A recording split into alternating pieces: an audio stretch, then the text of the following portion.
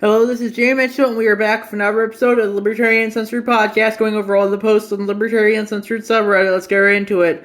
So first we have "We're Doomed, Aren't We?" and that's from Baton13, and that's crosswords from the Facepalm subreddit. It's a tweet from Zach W. Lambert, who tweeted, "I'm listening to Republican strategist Sarah Longwell on NPR talking about public opinion of Trump's tyrannical posture, and she just said, when I asked voters in the focus groups if they think Donald Trump is an authoritarian, the number one response by far is, what's an authoritarian?"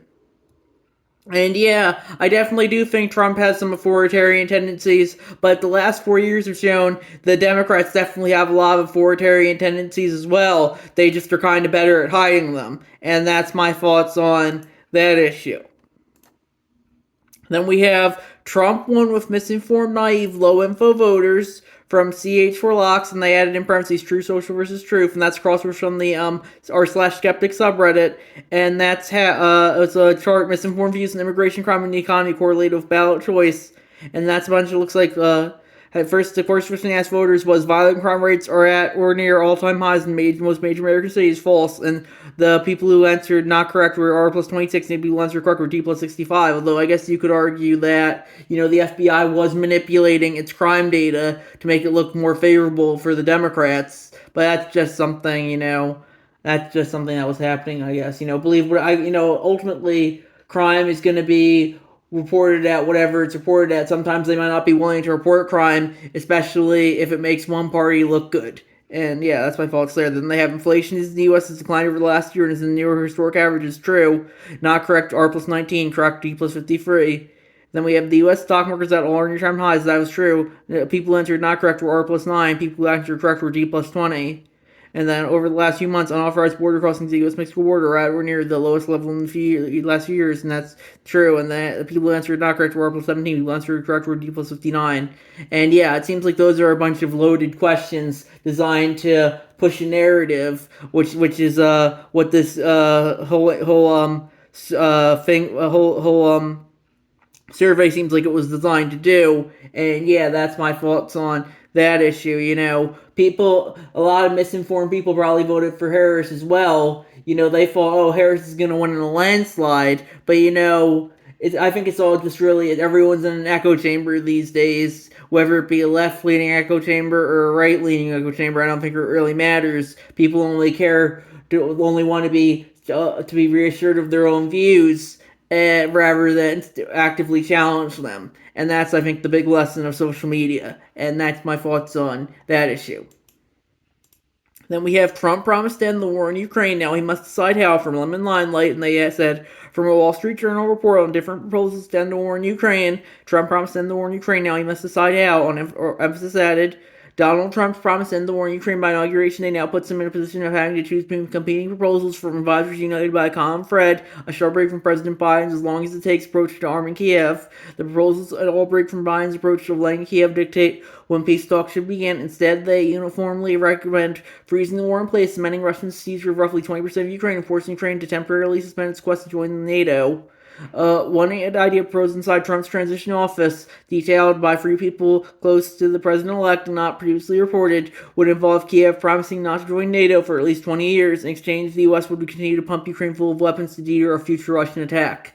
Under that plan, the front line would essentially lock in place, and both sides would agree to an 800-mile demilitarized zone, which would place the territory remains unclear. But one advisor said the peacekeeping force wouldn't involve American troops nor come from a U.S.-funded international body, such as the United Nations. Another proposal would withhold weapons from Ukraine until it agrees to peace talks and could still try to regain lost territory, but would have to do so through diplomatic negotiations.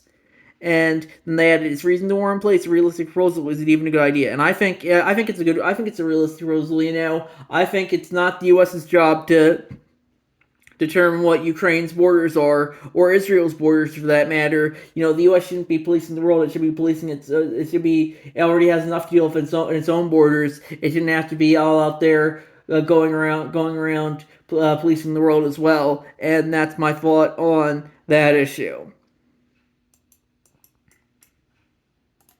Then we have Gavin Newsom's quest as Trump-proof California enraged incoming president from Politico.com by Donald Key. And I personally don't really care for the direction California is headed, but if Gavin Newsom wants to Trump-proof it, I think he should be able to. With that being said, just because the federal government is tyrannical doesn't mean that the state government can't be tyrannical as well. And that's my thoughts on that issue. Then we have U.S. judge tosses Illinois ban on semi-automatic weapons. Governor pledges swift appeal from APnews.com by Legio X.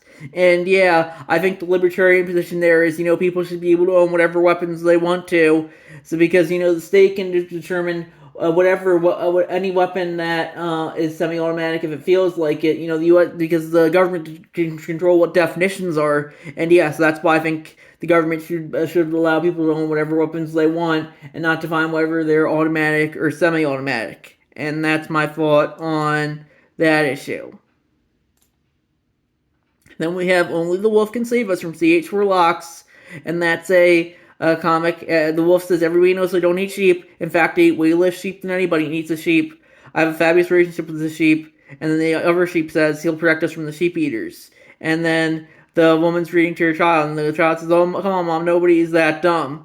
And yeah, I think this is just kind of like another Orange Man Bad post, but yeah, the leopards do eat people's faces when their party gets in power. I'm sure a lot of people who voted for Joe Biden last time regret that as well, because he kind of betrayed them when it comes to stuff like vaccine mandates and all that. But this comic is clearly designed with it's only the Republicans that are the face-eating party. That's what I think the narrative is trying to push. I don't think Trump's your friend, but the Democrats definitely aren't your friends either, and I say that as someone who voted for Joe Biden in 2020. Then we have Oklahoma City police slam 70-year-old man to the ground, breaking his skull from Legio X, and that's crosswords from the r/Oklahoma subreddit. And yeah, that just goes to show you how police can be authoritarianism when used whatever for the force of the state for whatever they want, as long as they'll probably never be held accountable for it. And then they have the text they had: an attorney against an Oklahoma City 70-year-old Mr. Vu is 5 foot 3 inches tall and weighs just 515 pounds. Was violently thrown to the ground by police after a brief exchange. Mr. Vu has limited English skills. Had touched the officer's badge, told him to shut up. So Mr. Vu posed no threat to the officers. His small size and frailty, making it clear he could not possibly harm them. The police took extreme and unnecessary action. And yeah, that's why you can't trust the police. It doesn't really matter what party you vote for. They can justify using the force in the state at you in any second for whatever reason they feel like, and sometimes there's nothing you can do about it. Then we have Nancy Pelosi is starting the blame game early from nypost.com by Ragnar OKXG, and that's a cross post from the Anything Goes News subreddit. And yeah, the story is Nancy Pelosi tears into Bernie Sanders' comments, Democrats abandon working class leading to Harris' election loss to Trump. And I'd agree with Bernie there. The Democrats used to have at least some good working class messaging under him, but now all they seem to care about is woke college educated people with rainbow hair and nothing else. And that's why increasingly, there's no reason to vote for them unless you're one of those people. And that's my thoughts on that issue. Then we have, but gee, I really like his stance on the economy and the border from Dr. Who 07, and that's crosspost from the Defeat Project 2025 subreddit. Trump has blatantly come out in favor of full-scale transgender genocide. This should be taken very seriously. And yeah, it seems like these days any dissent at all is going to be labeled as transgender genocide. But yeah, I personally agree with Trump's position that, kids shouldn't be subject to non-life-saving medical care when it comes to stuff like hormones, puberty blockers, or top surgery or bottom surgery. And yeah, I guess you could make the argument that it would be unlibertarian to ban that if a kid consents to it, but I guess you could say as well that, kids can't consent to sex, so, kids can't consent to some stuff. If you want to think kids consent to that stuff, you're fine. But with that being said, just because you think a kid can consent to it doesn't mean they actually can. And, I could see a libertarian position for, kids can consent to whatever they want to, but, sometimes, I'm generally against safetyism, but with that being said, you do have to remember kids are, kind of dumb and don't know all the ins and outs of the world yet. And yeah, so I personally think, I personally would be fine making this illegal, but, even then, that's authoritarianism. But it's you don't want to be a libertarian libertarian. You don't want to be like complete anarchists where where people are raping children in the streets and that wouldn't be very good either. So yeah, I personally would agree with this. You can argue over it's not libertarian, but ultimately, you don't want people to abuse children, even if it might be considered anti-libertarian to stop people from justifying what they justify. Then we have one of the greatest of our time from a cruise, and that's looks like a TikTok or something of Javier Milei. He's saying, "Go and fight against the leftism. We're going to come out on top. Don't be afraid. We're superior productivity. We're superior morally. This is about confronting socialists head on and winning the battle." And I agree with that. Any dissent, the left has pretty much openly said that any dissent at all is fascism these days. So that's why I do think we have to take the fight to them rather than just let them just bend over backwards for them. So I'd agree with what Milei is saying here, and that's my thought on that issue. Then we have, so where did the 10 million votes go from Nick Reach 3239? And they added, there's a lot of votes to lose in one election cycle. And yeah, I personally don't know. Maybe people stayed home. He's Harris had 10 million less votes than Biden did. I think also that it wasn't as tense a year 2020. Maybe Trump was right that the election could have been rigged. I think that's a bit more of a doubtful response. But ultimately, I think that the media, that the year wasn't as tense as 2020, and there wasn't as big a push to get Trump out since he hadn't been in power for the last term, unlike last time. And that's what I think, was the big difference, I would say. And that's my thoughts on that issue. Then we have Superintendent Walters issues memo on dismantling U.S. Department of Education from K4.com by Ninja Lover. And yeah, I personally would be for dismantling the U.S. Department of Education. I don't think the federal government should have any role in education, or pretty much anything for that matter. I think that should be up to local communities. Some people would say, oh, it should be left up to the states. I personally would say it should be up to the individual level. Education is just like everything else. But yeah, I definitely do think getting rid of the Department of Education is a step in the right direction, because we need to weaken the authority of the federal government. That being said, I think, Trump's saying he's going to do it, but I don't know if he's going to do it. He says a lot of things that I don't think, he has any plans on acting on. And yeah, I think he mainly just jerks himself off and riles everyone up. Although, not really doing too much. They're just doing the generic policy that would have been done under Obama or Bush or Clinton or anyone before him. And that's my thoughts on that issue. Then we have Johnson City Police accused of altering and concealing evidence and new allegations to protect powerful businessmen who may have paid them off directly from TennesseeLookout.com by Tom Fertan. And yeah, it just goes to show you how the police are not your friends, regardless of what party you are. Though they can come after you and manipulate evidence if the highest bidder feels like it. Then we have Malay's popularity rebounds during Chinese market hit record highs.